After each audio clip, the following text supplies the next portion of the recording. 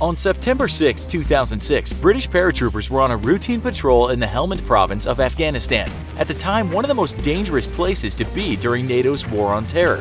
What started out as an unexpectedly calm and uneventful day amidst the chaos of war would soon turn into a nightmare that would see 1 young soldier dead, 7 seriously injured, and 3 losing limbs.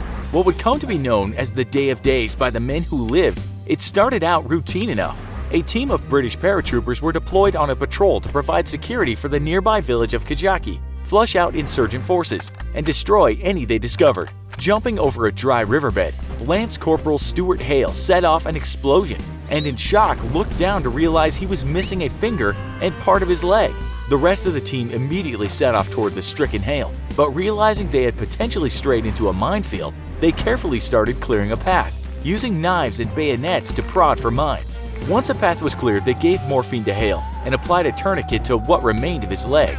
The team immediately radioed for an emergency medical evacuation, but back at Camp Bastion, the team's home base, a lack of available aircraft by the British meant that they had to ask their American and French allies, a lengthy and bureaucratic process that had to be relayed up the respective chains of command to grant approval. Lieutenant Colonel Stuart Tootle, a commander of the paratroopers stuck in the minefield, knew he had to make a choice: wait hours for the men to clear the path out of the minefield or send a Chinook. However, with no winch equipment, the helicopter would risk landing on a mine itself.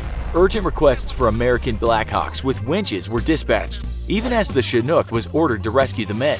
The flight crew of the Chinook understood the risks to themselves and the aircraft, but made haste to the stricken men regardless. Back at the minefield, Sergeant Stuart Pearson stumbled onto the cleared path and set off another landmine, losing one of his legs as well. It became apparent to the paratroopers that the minefield was more extensive than they thought, and that any move could be their last. Fearful of even more casualties, Pearson applied his own tourniquet and gave himself an ampoule of morphine for the pain. The rest of the men were ordered to stay put and wait for rescue. Suddenly, the dispatch Chinook appeared and landed on its 2 back wheels, the pilots trying their best to limit how much contact the giant helicopter made with the ground. As the pilots signaled to the men to clear a path to the chopper, the soldiers shouted at them to take off. The downdraft of the powerful Chinook was tossing rocks around and threatening to set off even more mines. Unfortunately, a stray rock did just that, setting off one more mine and hitting Corporal Mark Wright with shrapnel in the face, chest, arms, and neck. Next to him, a medic was struck in the chest and also down.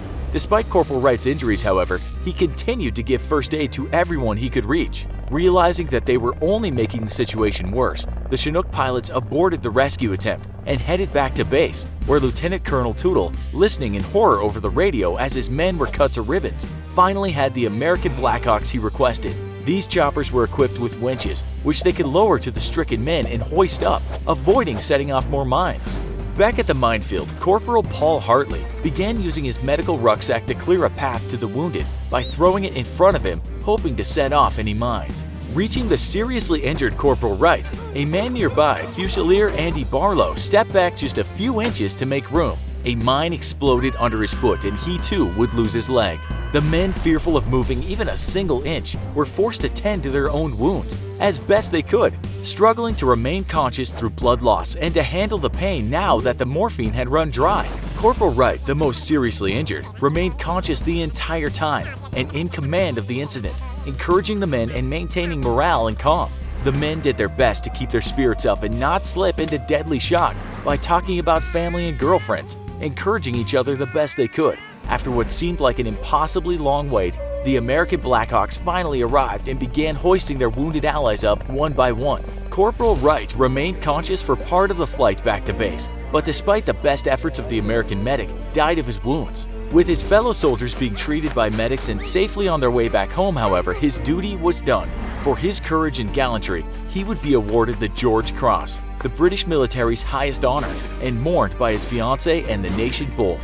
Perhaps most tragically of all, however, is the fact that the mines those British paratroopers had inadvertently stumbled into had not been planted by the Taliban or other insurgents. They were Soviet-made mines, planted over 30 years ago and forgotten.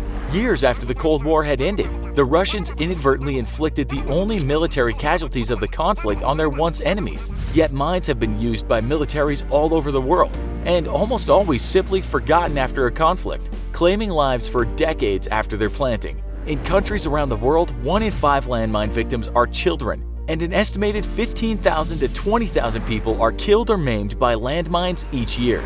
With their express intent to maim and not kill, landmines are the single most immoral weapon of war. And thankfully, international outrage has led to the UN's 1997 Convention on the Prohibition of the Use, Stockpiling, Production, and Transfer of Anti-Personnel Mines. To date, 150 nations have joined the treaty, though sadly it's estimated that millions of mines remain buried and forgotten, waiting for their next victim.